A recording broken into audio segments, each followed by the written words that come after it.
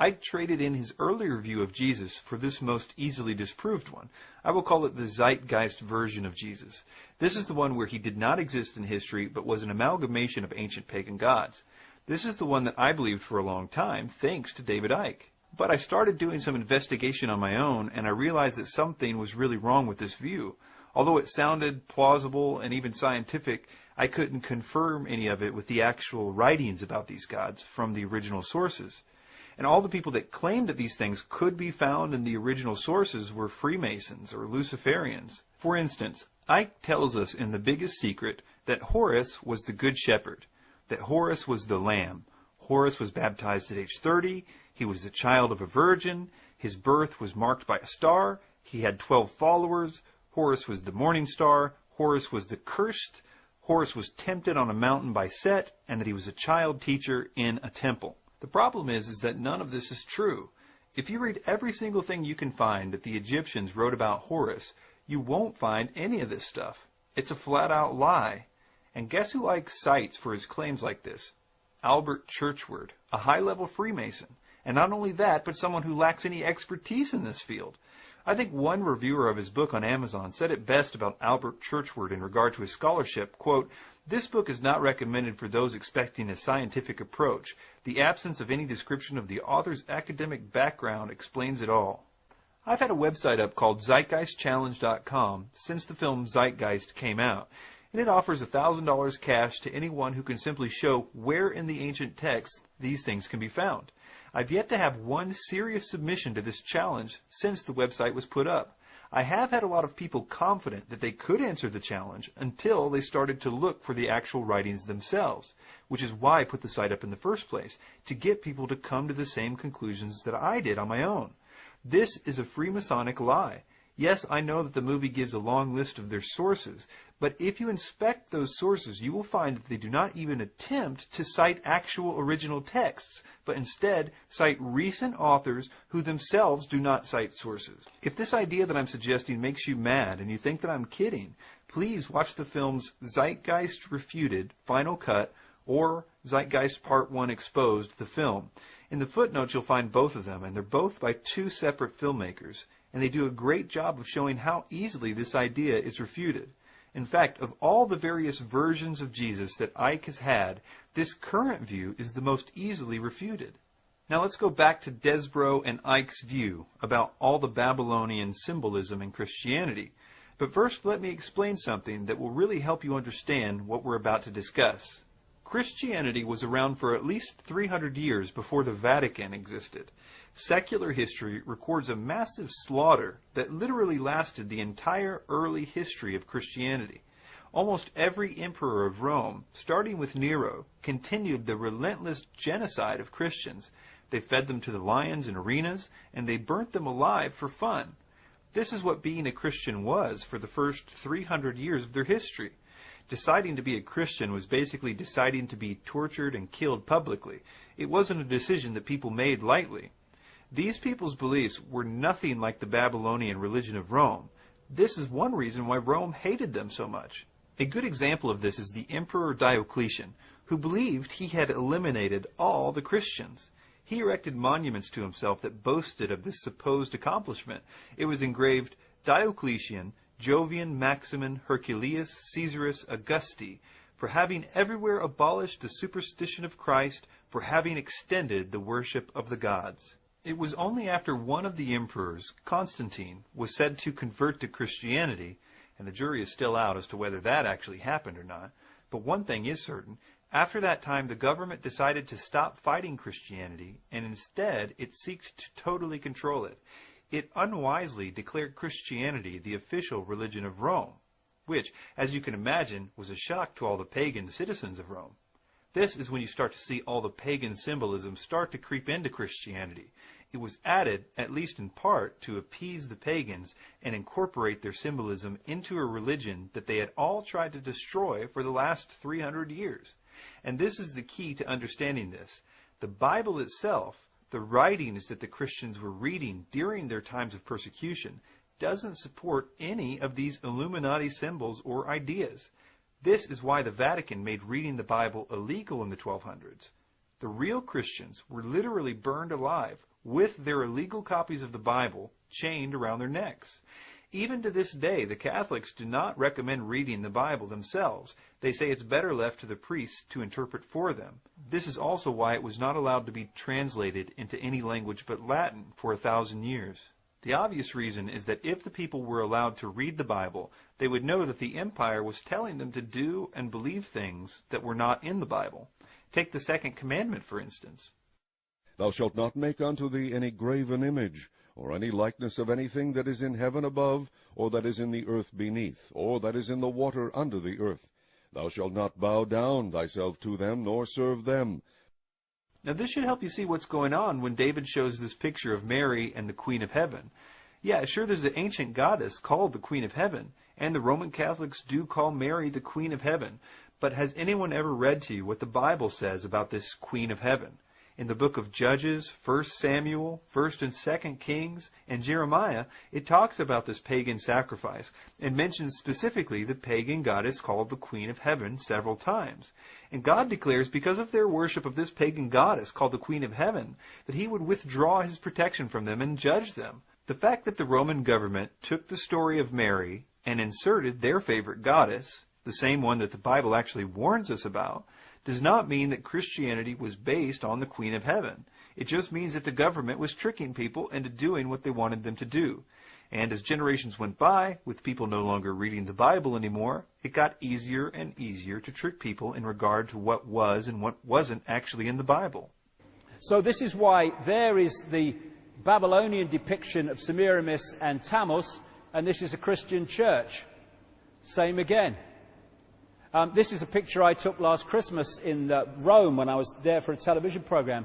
And that appears to be Jesus and Mary. Actually, it's Semiramis and Tammuz. I don't even think that I understood this one when I did believe that Icke was genuine. Has anyone ever stopped to consider that mothers with children might be the most common motif in art in the history of the world? I mean, mothers have always had children since the dawn of time, right? Even before there were fruit bowls to paint, there were no shortage of mothers with children. I think it's kind of funny when I hear people showing a picture of a mother and a child statue, as if they're making a deep connection to Christianity. If statues of mothers with children is a specific thing, only to be compared with Mary and Jesus, then I have a lot more similarities with Mary and Jesus that I would like to add to the list, from every culture and every time period. Again, you won't find any descriptions of Mary holding Jesus at all in the Bible. It's not some special idea in the Bible at all. This is art commissioned by the Roman government, and it has nothing to do with Christianity. Early Christians did not make images of Jesus because of what they thought was obedience to the second commandment about making idols. This artwork is only something you see after Rome starts calling the shots and telling everyone this is what Christianity is now. And the sad thing is, nowadays, we believe them. This also explains this idea of halos. So much is made about these halos in theosophy and in the occult, but there's nothing about halos in the Bible. Early Christians wouldn't even make paintings of Jesus in the first place, as we mentioned. The halos on Jesus or other people that Rome made the artists paint is only evidence that as pagans, the Roman/Babylonians were trying to appeal to the pagans who were used to seeing their gods like this. The whole idea is foreign to real Christianity and foreign to the Bible. Just another case of Icke telling you to believe that the Illuminati version of Christianity is the real version. But my favorite one that Icke uses is this one. This is another depiction of Nimrod in the ancient world. He was also the fish god. Again, Jesus, the fish. He had the fish head hat.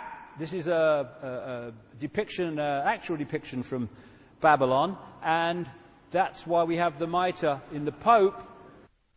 The key to this one is the connection that Icke makes to Jesus and fish. Did you catch it? Again, Jesus, the fish. Jesus is in no way associated with fish, except in the occult world, where Blavatsky stated this because she wanted to connect Jesus to the age of Pisces, so that she could be done with him in her new age. When Jordan Maxwell does this, he always will say, Jesus the Fisher King, which is not a title for Jesus at all. Jesus wasn't a fisher king or a fisherman. Jesus was a carpenter. This is a little mind trick that Maxwell plays to build up the case that Jesus was associated with Pisces. There are about 3 things that people say to equate Jesus with fish so they can either make this Dagon hat connection or the Pisces connection. Let's look at them really quick so we can see why Icke's, quote, Jesus the fish thing is so wrong. A few of Jesus' disciples were fishermen. Now, does that make Jesus a fish? He did feed many people one time with 2 fish. And this is why people equate him with the astrological sign of Pisces, which is represented by 2 fish.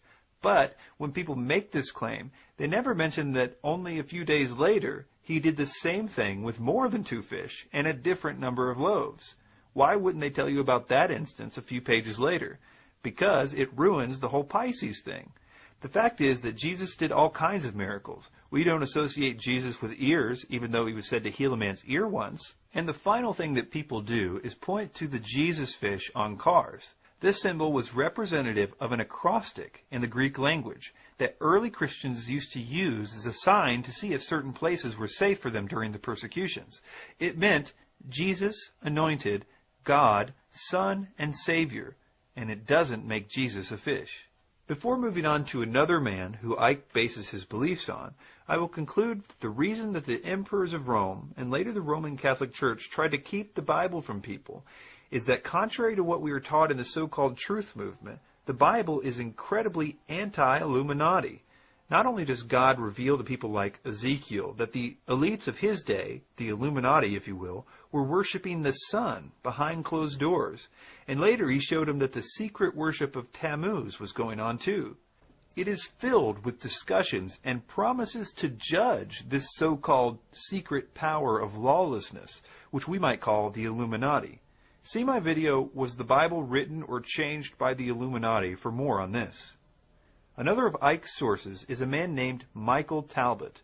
He wrote the book, The Holographic Universe, and Icke quotes him frequently as the basis for his belief that nothing is real and everything is a hologram.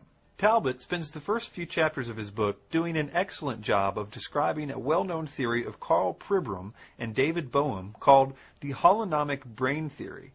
In their experiment, they cut out different parts of rats' brains and ran them through mazes and discovered that memories were apparently stored in each sector of the brain, which is similar to a hologram in that each piece of the hologram contains some information about the entire image. Both Bohm and Pribram would later speculate about applying what they found in the brain to the entire universe, but it would remain just a theory.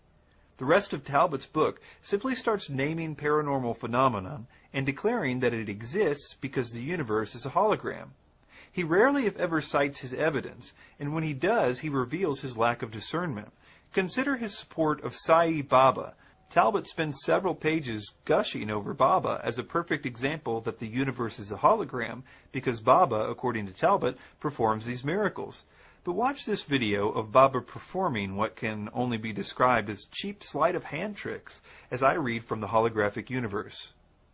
Perhaps the most famous modern-day materializations are those produced by Sai Baba, a 64-year-old Indian holy man living in a distant corner of the state of Andhra Pradesh in southern India.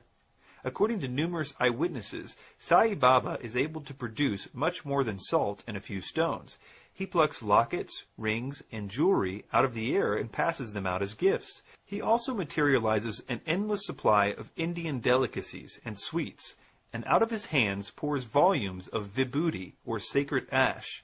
These events have been witnessed by literally thousands of individuals, including both scientists and magicians, and no one has ever detected any hint of trickery. He can make sweet syrups and fragrant oils pour from his hands. He can produce exotic objects, such as grains of rice with tiny, perfectly carved pictures of Krishna on them. Equally astonishing are his productions of sacred ash. Every time he walks among the crowds that visit him, prodigious amounts of it pour from his hands. He scatters it everywhere, into offered containers and outstretched hands, over heads and in long serpentine trails on the ground. If Sai Baba had produced them by sleight of hand, it was undetectable to us. Talbot also talks about cases of stigmata. This is when people get wounds in their hands and feet that are supposed to be similar to those of Christ. These cases are dubious at best, especially because the wounds usually happen when no one is looking. But this doesn't stop Talbot from simply declaring them all to be genuine and evidence that the universe is a hologram. Or take some of the cases that Icke is fond of referring to. I'm sure you've all heard of the hypnotist that made the man see through his daughter. Everyone seems to love that one. Like that wonderful story told by Michael Talbot in The Holographic Universe. Yeah. And I read that page over and over again when I first saw that book in the late 1980s. This is the story about the stage hypnotist who hypnotized the father to believe that his daughter was invisible. Mm-hmm. And then he was able to read an inscription on the watch held behind her body, because for him it was no longer